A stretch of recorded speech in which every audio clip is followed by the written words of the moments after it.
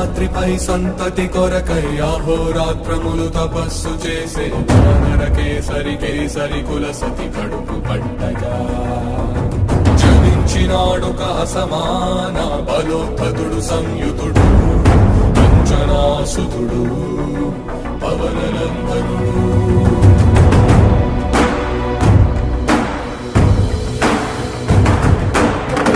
కిరణముల ఉదయాత్ముని గని అది పండిన తీయని పంటను పడు సూర్య మండలము పట్టి తినాలని ఊళ్ళూరే తన దేహం నాటున రవి మరుగై జగము చీకటై పోరా.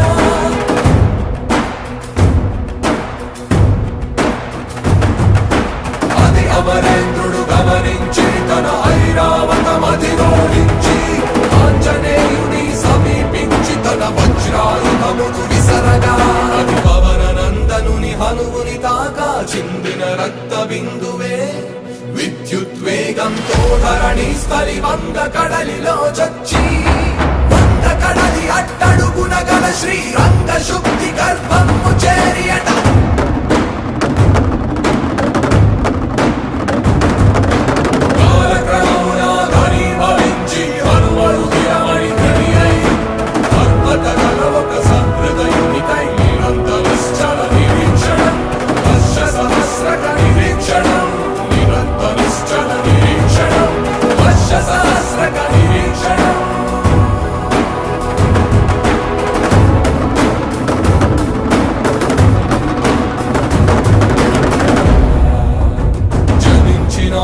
అసమాన బలోద్ధతుడు సంయుతుడు అంజనాసుతుడు పవననందనుడు.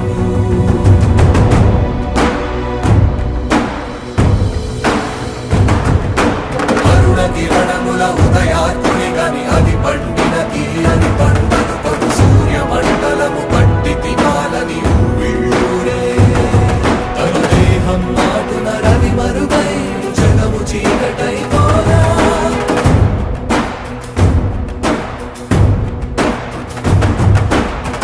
అమరేంద్రుడు గమనించి తన